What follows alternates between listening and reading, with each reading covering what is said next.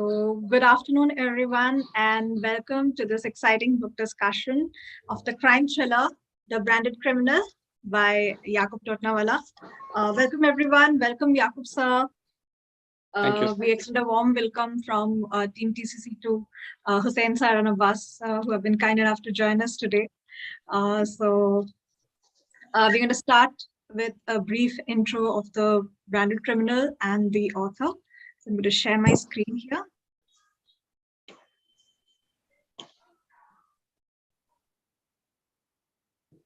So this is the book cover, and Branded Criminal is a book that deals with the search of liberation, and we are going to see how. The short montage of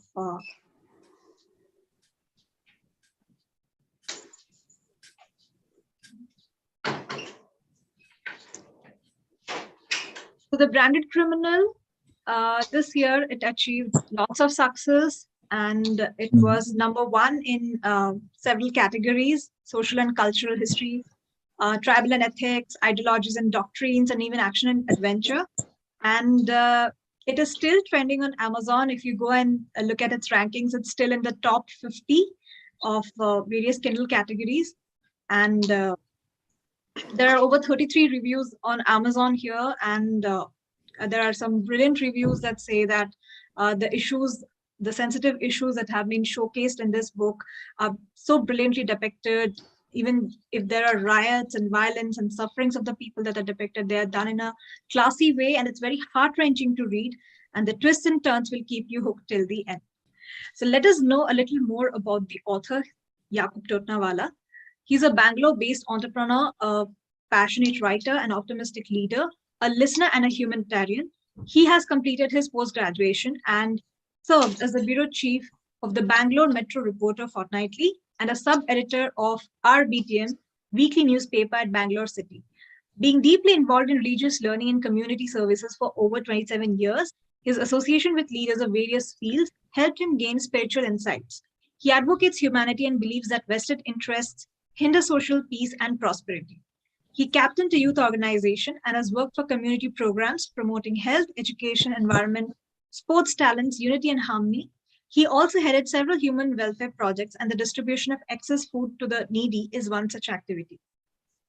Yakub intends to combine the reading experience with entertainment and knowledge. With human issues as the central theme, he plans to write fiction novels to highlight external human issues and non-fiction for the internet. His first fiction novel, The Branded Criminal, highlights the suppression and manipulations of the marginalized, denotified tribes, in particular a tribe named Chara. The book covers social discrimination, crimes, exploitation, communal riots, guilt, redemption, peace, and liberation. It also contains holistic messages that foster peace and human welfare. So once again, a warm welcome to everyone for this book discussion. First, we would like to ask our author, Yakub sir, how does it feel that your book is so successful and has reached so many readers? I mean, so many readers are connecting to the messages of this book. How does it feel? It is definitely very, very pleasing. I'm very satisfied. Of course, as long as the marketing part goes, I'm still way behind it. And I believe that I need to put in more effort so that it reaches more audience. But as of now, I'm really satisfied with the feedback that I've got and the reviews that I've got. I'm really, really thankful. That is great. And so during the initial phases of the book, you had mentioned that you had two wonderful beta readers who are also your friends. And we are so lucky to have them here today. So I'm just going to invite them to tell us a little more about the process of the book, and when they just read the book for the first time, what were their feelings and what was the initial feedback. So let us hear it from them. And I'm going to share my screen. Just going to introduce our guests for today. Muhammad Hussain sir. He's an electronics graduate from Nagpur University who moved to Silicon Valley in 2003. He's currently working with leading data storage company, Western Digital Corporation, as Director ASIC Developmental Engineering. His personal interests includes playing cricket, badminton, table tennis, and reading. So Hussain sir, please do share your experiences of beta reading The Branded Criminal. Sure. Thank you for the opportunity to speak about the book and the introduction. Um, my name is Mohammed, and usually I introduce myself as a God-loving, wife-fearing man. Uh, just to lighten up, the book reading, actually, it started. It was first experience for me to be a beta reader for an author. I know Yakubai for a very long time, and although I have read his articles and have been in good discussions with him on various topics, reading a book was a very, very different experience altogether for me. Um, Biggest eye opener for me in this book is the subject of the book itself, Branded Criminal, which for me was a completely alien topic. And for a very long period of time, I just kept thinking that this is fiction. This whole subject is a fiction, and the book is being written about a fictitious uh, trend, maybe. But then, as I read and as I discussed with him, I realized that this is a reality, and we are so away from it. So it started as a realization for me that there is something like this happening in the society. And then as the book proceeds, it delves into a very not just about a society, but how the book transformed into a philosophical aspect of the whole situation, and then how a person looks himself, tries to bring himself out of the situation, sees himself as a third person, and then end of the day he is able to um, completely do away. I mean, from the philosophical angle, he tries to wash his sins and things like that.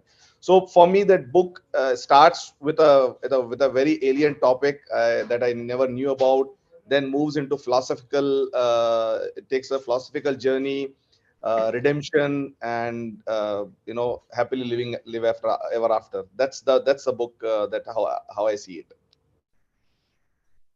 Great. And I think everyone who has read the book feels the same. Like it takes them on a journey. There are so many facts and so many events even that we're not aware of. And it sort of really hits us hard when we read them in a book format. Yeah. I'd like to just touch upon one thing that Hussein sir said. That the subject matter was alien to him. It was the same for me. The Yeah. subject matter was completely alien. I didn't know about any of it, and I didn't know that it was non-fiction. It was like amalgamated into a fictional story. So I think I've told this to Yakub sir before also, that the biggest takeaway from this book is that how it enlightens on a matter which is sort of not known, it's very obscure, and it enlightens in a brilliantly entertaining and fascinating way.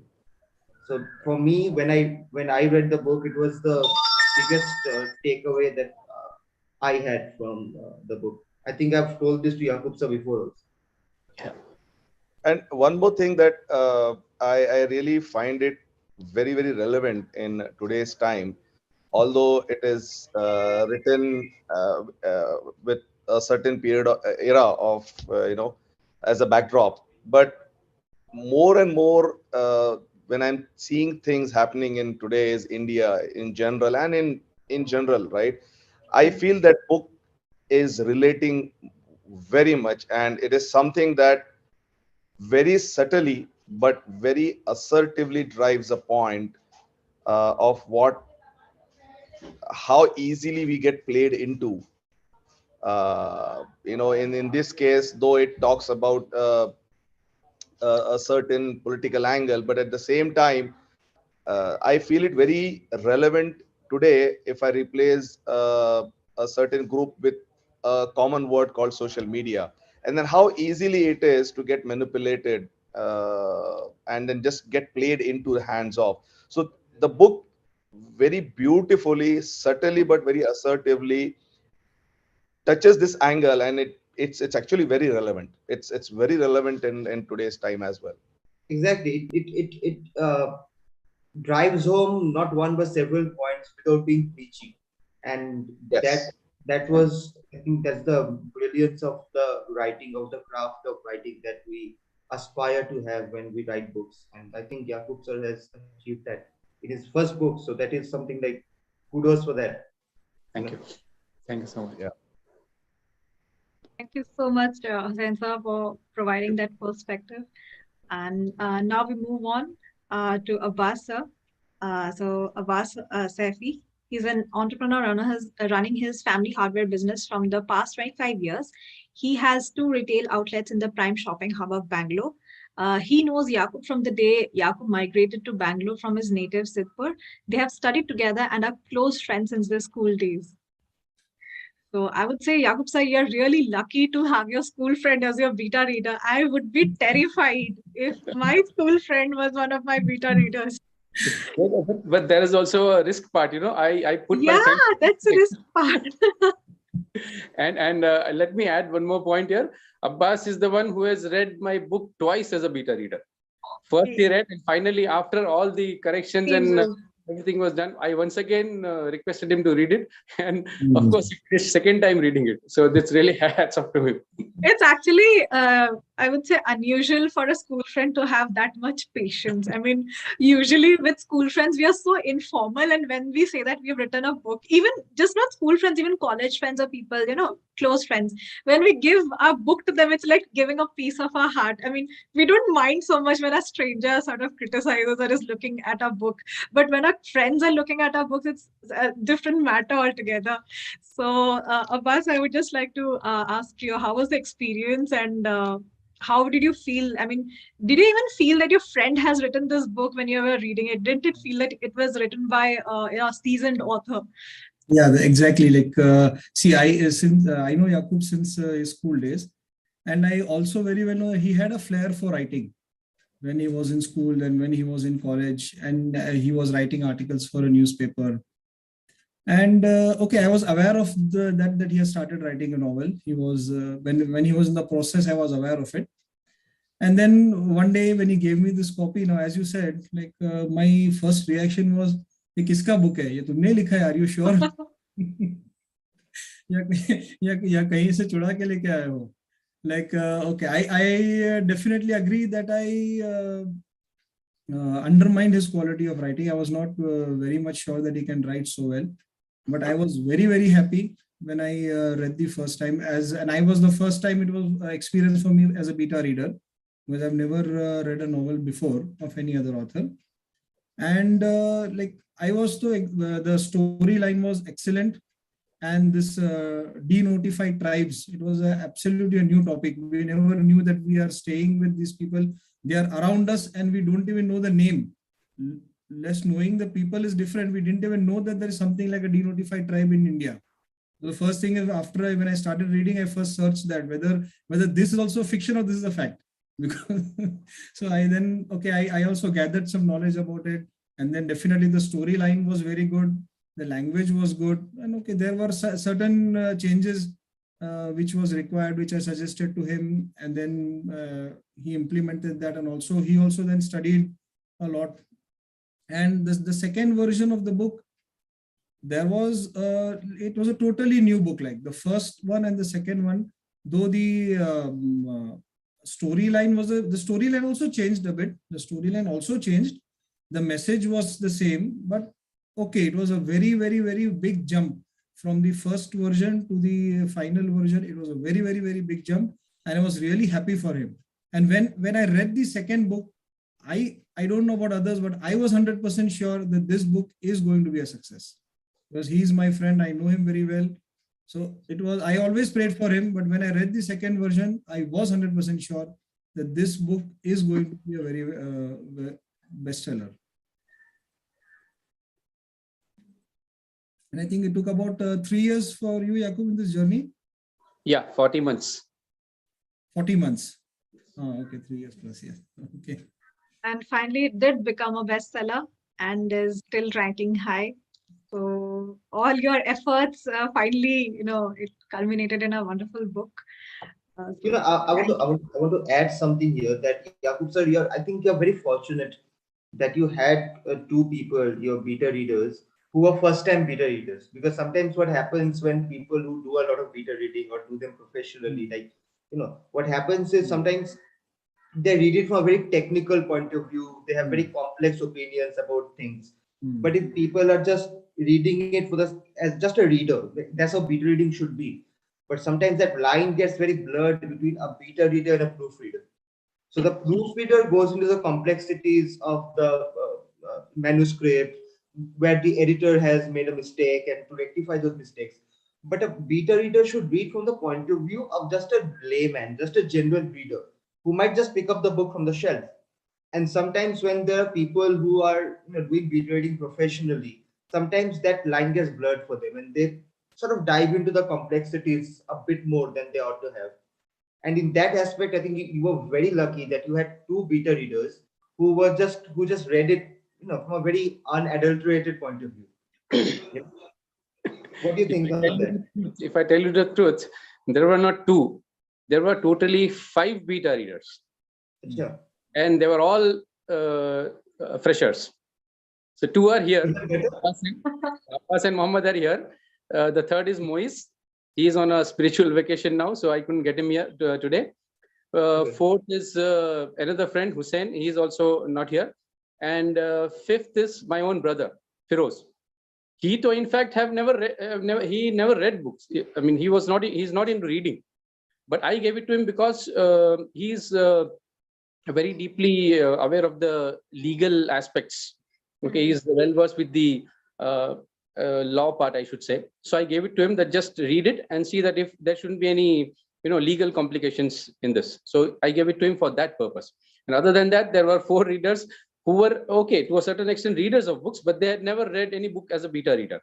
So altogether, 5 people read the novel as beta readers. And all from different age brackets and different, I think one was a student, one is a professional, one is a businessman. Yeah. All different different views of different types of people and different age groups. See, it appeal. How does it appeal the youngsters? How does it appeal people of our age?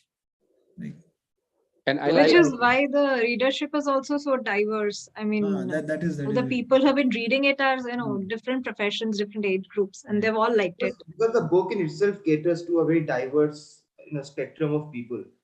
And again, I think it's very fortunate you were Yakub, so that you had such an eclectic mix of beta readers, you know. And okay, again, a big shout out to all Yakub's beta readers who couldn't be here today, but thank you. A big shout out for them. Let me take this opportunity to, you know, to even thank Abbas that writing, okay, was there in me. I wanted to write a novel since a very long time. But I remember it was how I started writing the novel. It's a very interesting story. See, that fire was already there. I had even earlier spoken about in detail what all aspects in the books, you know, affected me and how I, you know, collected all together and put it into a story. But what happened was in the November month 2017, we had gone out for a dinner, me and Abbas. It was Sunday evening, and when we returned, we were in his car. So just before coming to my house, he just asked me in a typical, you know, how friends taunt you. What about your writing? What is the status of your writing like? So I said, no, I haven't started as such. So, you know, he taunted me. I don't exactly remember the words, but those words actually hit me hard. Arey, you have all dozens of work with you, and this is what your life is. You know, you will never, you never come out with one particular thing. You are always messed up. I don't know what happened. That was Sunday evening. I came home. I was totally disturbed. I couldn't sleep that night. I said, whatever happens, tomorrow morning I'm starting the book. And believe me, the next day, Monday morning, I called up my office staff and told them that I've got some work. I'm not coming now. You just handle whatever it is and contact me if there is an emergency. And I switched on the system and started writing it. That's it. That's what, when I started writing about happiness, and then everything, you know, followed. But that was the point. So the credit of poking me to writing the book clearly goes to Abbas. Definitely. That's what friends do. I think Yeah, I think I need that magic also. Okay, so Chitra, moving on. Yeah, so now it's the time for Q&A.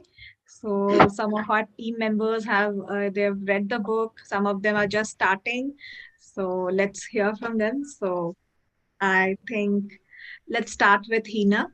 So Hina is just starting to read The Branded Criminal, and she was really intrigued by some of the portions. So Hina, what's your question for Yakub sir? Yes, hello everyone. My question is, what social changes would you want to bring about with the inherent message in this book?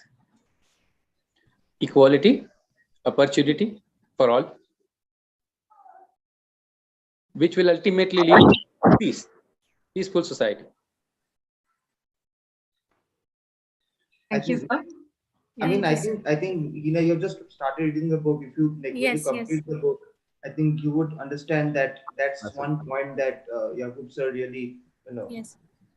concentrates on, that how things should be equal and how it's not, how this certain tribe is not. And then there are lots of other, if I'm not wrong, Yakub, so there are lots of other tribes and other people as well who are like who are branded criminals from birth, as it shouldn't be, like if anybody remembers Diwar, Amitabh Bachchan ke haath mein lik gaya tha mera baap chor hai. So it was undeserved, right? And it's the same thing, you're just born with the stamp of being an outlaw, or maybe an outlaw is a stylized way of saying it, but just a criminal, just a crook. Okay, so I think that's one point that he keeps on driving, and he really drives that home. So I think Yakub, so there was a statistic you had told me about how many people are there. There was a very certain Well, statistic, right? I think more Yeah, than 200. Yeah, the most amusing part is that the administration or the state does not have the actual figures. That is the level where we are. We don't even know how many of them are there. And there were many commissions set up to do the research about these DNTs. So in one of the commission has stated that there could be approximately 100 to 150 million. So almost 10 to 15 crores. Numbering of tribe goes to more than 200 as of today. More than 200 tribes, numbering to about 10 to 15 crores. So you can do the math. If India has 150 crore people, and then 15 crore people are just branded criminals from the birth, so you can do the math. That's almost like 1%. That's a huge number, right? Do you recall what commission it was? I would really like to read up about it. Renke Commission. Renke. Okay. From many commissions set up, there is a department called NCDNT. Right. National Commission for Denotified Tribes. Right. You refer their website, you will get all the details. Okay. Angel is a lawyer by profession, so she has keen interest Yes. in this. So I think she'll really enjoy reading about the book, and Please, hopefully, personal request, if you read it, please give me a personal feedback about what you felt about. I will say definitely. Yes. So Angel, please do let us know if you have any questions for Yakub sir. We just started reading the book, so Yes. So my question is, have you based any of your characters on a real person? Like any of your characters in the book? Sorry, I didn't get you. Have you based any of your characters in the book that you mentioned? Have you based them on any real person? Not exactly real, but you can say it's a realistic fiction, as I mentioned earlier. See, the character, the protagonist, is not as in real how is he described, but the community is there. Chara community is there who went and did all this, and one among them led the group. But his story is not exactly as his. What is described in the novel. So it is. You can say it is inspired, but then I have definitely changed it, totally changed it, because to bring the message that I wanted to give, it required that the character changes. yes, the entire character arc needed to be there. So, okay. There's a quote that I really like, that writers and storytellers tell lies to say the truth. And I think that is what I think this entire point is, that you draw up a set of fictional characters to tell a story that is not fictional. That's very much our reality. Correct. Absolutely. And okay, so moving on to Pratish. Pratish, I think you have read The Branded Criminal a little, so please do ask your question. You're on mute now. Yeah. Yeah. So what was your favorite scene in the book and why? Oh my God. Oh my God, there are so many scenes. Very difficult to answer. I don't think I'll be able to pick one. Definitely not. Please do mention a few, because Uh, after that I'll also be mentioning my favorite scenes. In fact, if I mention the scenes, maybe it'll expose the storyline. That's also Okay, the spoiler-free I scenes. have to be careful of that also.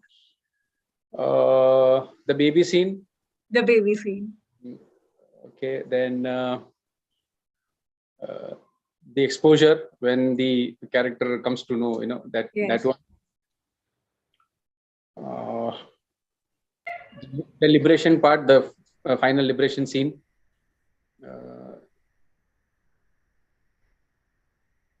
And then that will be a spoiler if I say that. Let me not. Okay, I usually go back and reread certain parts of The Branded Criminal, because first when I read this book, it was like in one sitting. Okay, so there was so many things that were rushing into my brain, and I thought that no, I should go back and read certain portions on certain days. So for instance, I was reading this portion a few days back about uh, actually the origin story of Vikram Chara. So right from the beginning, like we are saying that it's branded criminal, which means that they're subjected to this discrimination right from the childhood. So there's this scene about where these tribes are, some NGOs come in, they see that the living conditions of these tribes are really bad. And then they advocate that these children should also be sent to school. And yes, the parents also agree, because they haven't received this education and they haven't received exposure to the outer world, and they're just engaged in menial tasks, put away the garbage, do this and do that, so mostly labor work. So they also want that their kids also should be educated, and so these kids are bundled into an NGO van and they are sent to school. So what happens thereafter, and what is the attitude of the parents of the regular kids that go there, what is the attitude of the teachers? There's an entire scene where the teacher is trying to teach this kid A for apple, and she's pronouncing it in an accented way, A for apple, and there's a mouse which is nibbling an apple there. So there is, I mean, the visuals are so good. The kids are laughing, but they're also realizing that whatever the teacher is doing is not just for teaching them, it's just for a little bit of show. I mean, a little bit of teaching, and then you go home. I have nothing to do with you. And then other factors come in where, see, at least this teacher teaches them A for apple and B for bole or something, bowl. And then the other teacher comes in who doesn't even take this pain. So he goes on to sort of denigrate them and sort of show them their place. You will read on how, but he does not teach. He just assigns them some duties that he thinks is suitable for the kids of that tribe. Like, you are meant to do this. This is your place. So he shows them that place, and the kids come home really, sort of lifeless. And the parents are so happy that my kid has gone to school and maybe he's receiving some good education, mixing with good kids and everything. And then they go back to the school, and certain happenings they have, and finally, all of them, there are chants and shoutings against these kids. Now, though these kids will not study in our school, and they are branded as criminals, and they are thrown out. So all of these factors, they sort of play out on a young child's brain. Like as Niladri said in Diva, that thing, it sort of stays in the brain of a child. So imagine a kid who's really happy to go to school, and this happens, and no, you shouldn't touch certain articles. No, you shouldn't touch a glass of water. It'll become polluted. So these kind of small things, then they really affect a kid, and they shape the psychology right from the beginning. So if you tell a kid that you are a criminal, we'll not come near you, you are not part of our society, you are just meant for the garbage, you're just meant for the dumps. This is a scene that really touched my heart, like, because even I had written a microfiction based on this about, and this is not just for certain tribes, even certain classes of society, even in our caste system. I mean, so many strata, classes have been there, and there have been so many happenings in the society where a particular class is not allowed to drink water from a well, and there have been killings for that. If a particular woman is thirsty and she goes to fetch water for her kid, that woman is killed and she's paraded around. So all these things, they're actually based in reality. So I think that was a point which was raised really well by Yakub sir. He very smartly put in some elements of humor where the kids are learning, April and vowel pronunciation. But the end result, it sort of achieved it, certainly heightens that pathos of the scene where the kids are not allowed to go to school and they are branded as criminals. So kudos to you, sir. For there are several such gems scattered all through the book. So even if you finish it in one sitting, I would advise you to go back, and certain things which pop out to you every time you read it. There's something new for you to find out. So yeah. Okay, so we would come to Hitesh. I think Hitesh also has a question. Yeah. It's very nice to know about Yakub sir, and I want to know that, sir, would you like to write more about this topic in future? Not particularly this topic, maybe or may not be, but my interest is to write on human issues, social issues. So of course, I will be touching the issues that affect our society, humanity in general. May not be this topic in particular, or could be if I get a lead, or it depends.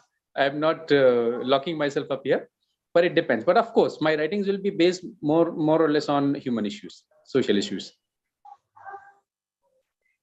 Yakub, so I wanted to ask you something that I'm sure that when you, and I think you've told me this before, so when we did our Insta Live, that you did a lot of research, a lot of time was spent in researching about the plot and the concept and everything. So, being a writer myself, and I think Chitra would also know this, that when you're doing research, there are tons of stuff that you read, you watch, and you sort of absorb. But then you have to sort of condense them when you're writing, because you can't put all of it in. There are lots of stuff that you need to put out, or sometimes you can incorporate those stuff, but not in as much detail as you would like to, because you have to keep up the pace of the narrative, the story, the subplot. Everything needs to be working as one coherent unit. So how much of research did you leave out, and how do you decide what to put in and what to leave out? Because why I asked this, there's a very particular reason why I asked this, because for any young writer, any new writer, debut writer who might watch this, it's sometimes, and when I talk to some young guys who just started writing, who are writing short stories, they're thinking of writing a novel. I've had this question asked to me, that when you're researching about a particular topic, let it be whatever, let it be science fiction, mythology, or true crime, or anything. When you're researching about a particular topic, then you absorb so many things, you read so many things. The internet is vast, and you read so much. What is the distillation process? How much do you put in? How much do you leave out? And how do you decide what to put in and what to leave out?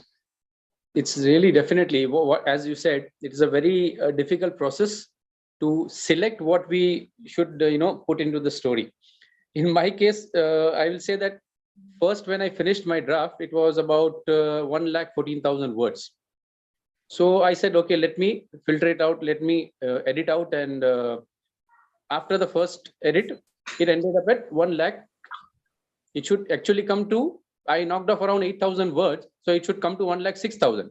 But when I checked my word count, it was 1,18,000. So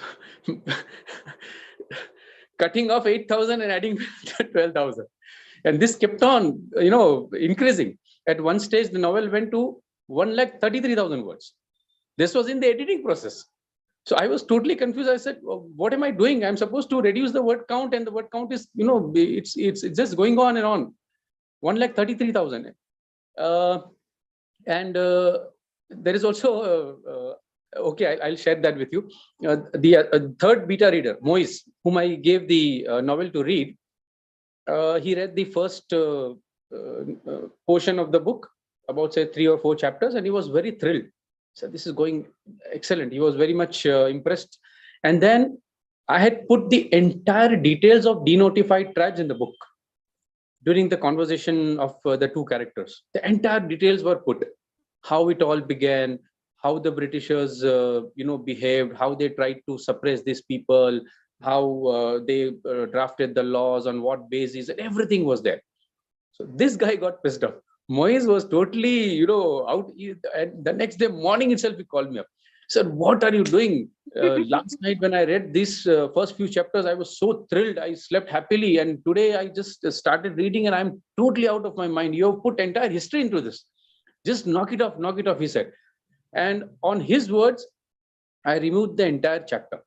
And then I realized that, okay, putting the information is very important, but I should also see the reader's point of view. He should not get bored. And that's how I started treating my novel, reading my novel as a reader.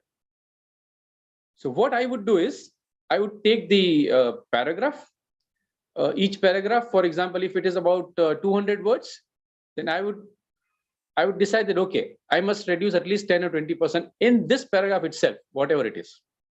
Let me not chunk out the entire details, but I will edit the paragraphs. I'll punch the paragraphs.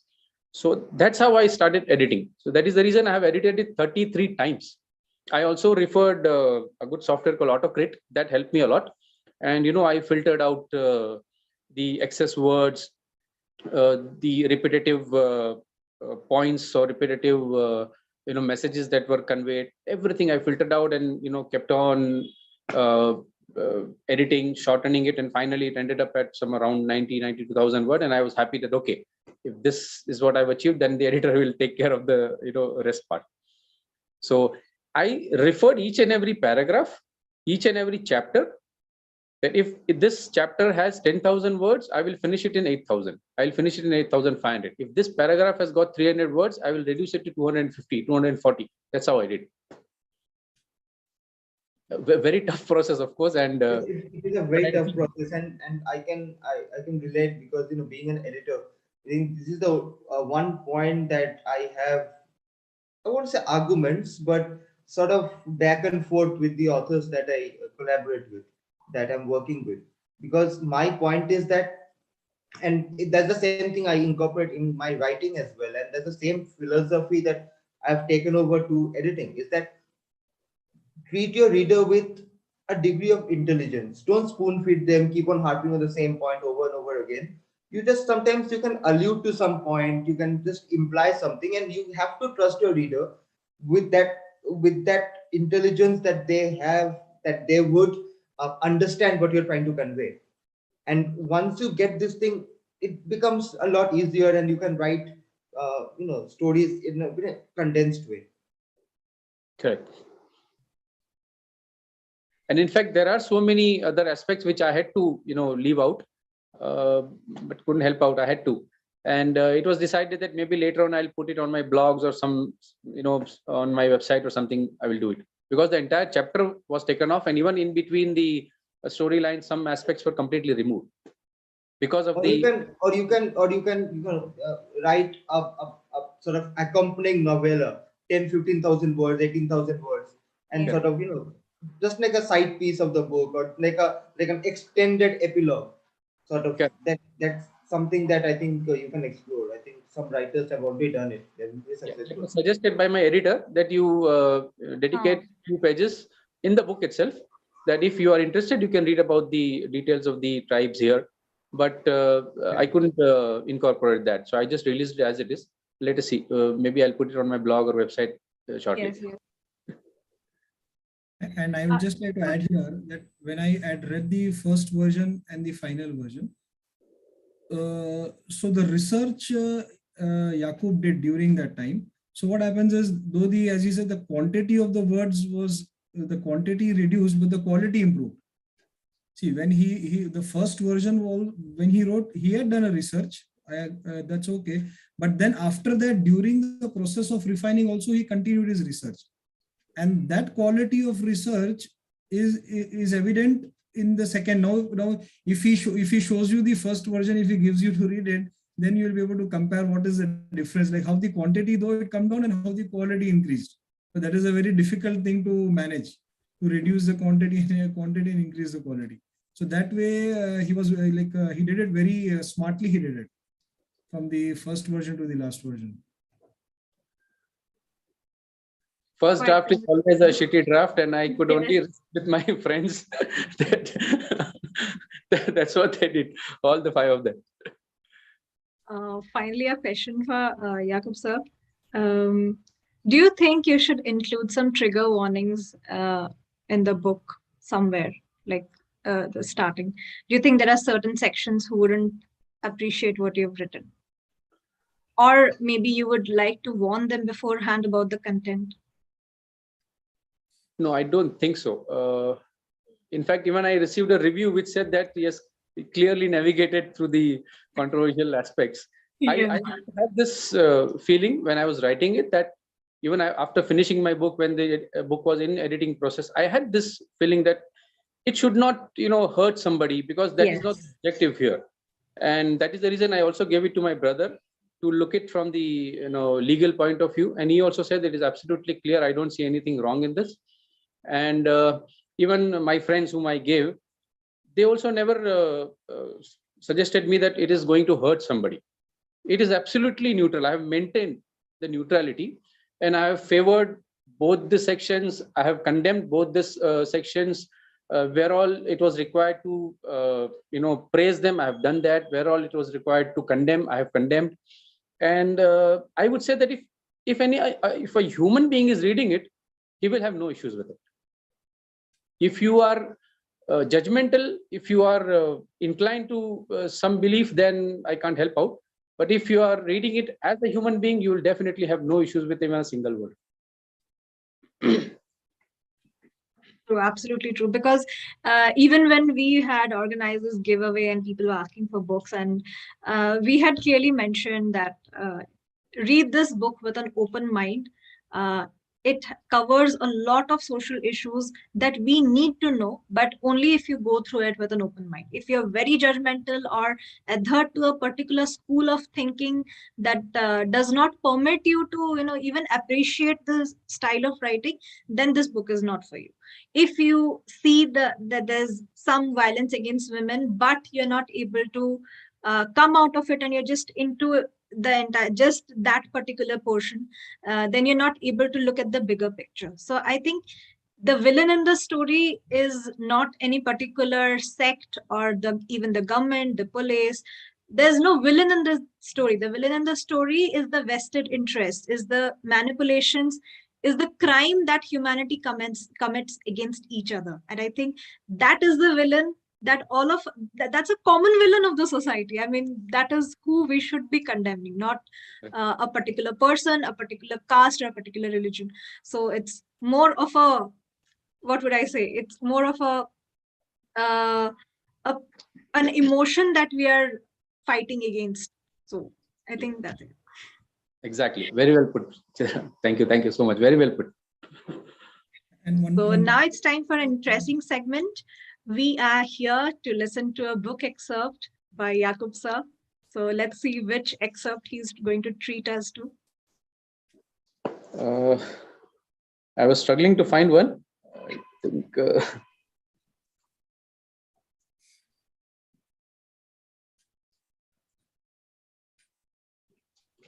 I've read the beginning once in one of our sessions. So I will, I'm getting this chapter 12, The Rift and the Robbery.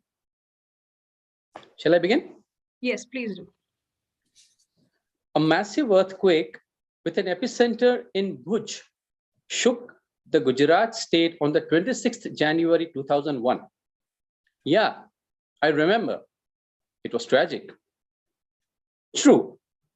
The quake caused an enormous loss of life and property, but the disaster opened a golden chance for stealing. I told my tribe, go out and strike a fortune. Such opportunities come by rarely. I invited Guddu to join me for a robbery, but he declined. He had planned to visit a brothel. I chided him. This, you idiot. We can make a massive steal. Come on. He shoved his hands into his pockets and stared at the floor. I complained to his father, and he too criticized him. Vikram is intelligent and responsible. Therefore, people respect him. All tribesmen are planning to rob, and you are uninterested? Go out yourself or with Vicky and use this opportunity, he said. That is how the split began. Comparisons offended him. Guttu was forced to join me, and he showed his unwillingness in everything he did. He gritted his teeth and refused to look up as he plodded behind me. He neither dressed appropriately nor carried any useful tools. While I sported a six-pocket trouser, a loose shirt, and an overcoat, and wrapped a shawl around my neck, he wore jeans and a t-shirt. I also pocketed a foldable toolkit. He followed me till the entrance and then made away. Yes, he had scuttled away through a brothel. I strode back, selected 3 young boys, and proceeded. Vivek uncle met me at the open area and inquired about Guddu. He went elsewhere, I said, and headed for the robbery. Gujarat wailed over the disastrous earthquake. Many ventured out to assist the needy, and many for stealing. The charas were not alone. I'll stop it here.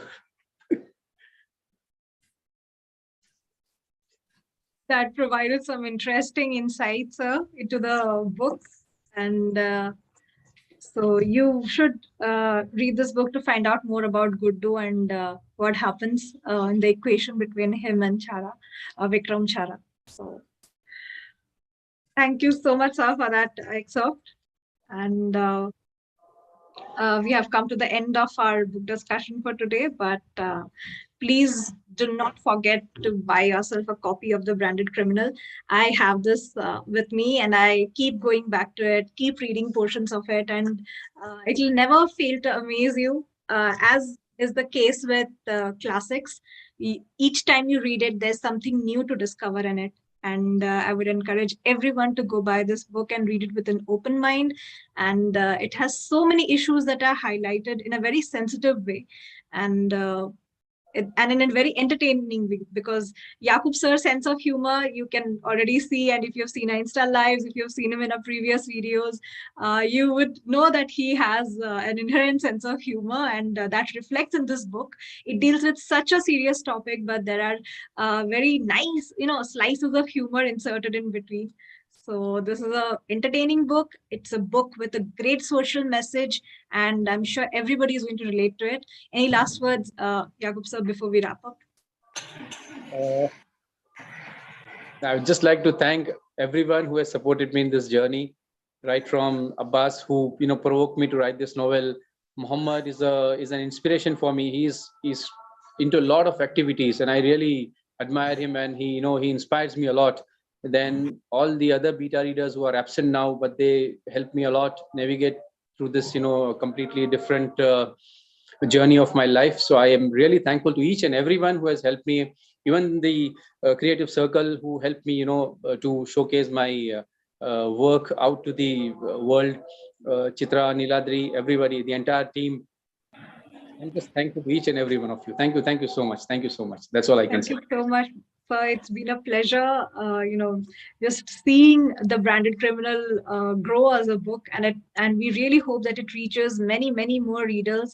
So if you're seeing this, please do go read The Branded Criminal. It's available on Amazon in Kindle and in paperback. And please don't forget to like, share, and subscribe to our channel. Please do share this video with all your friends who love reading so that they can know more about this book. Thank you everyone who's been present. Thank you, Yakub sir. Thank you, Hussain sir, Abbas sir, for being here today. Thank you all. Thank you so much. Thank you. Thank you, everyone. It's really know about you all, guys.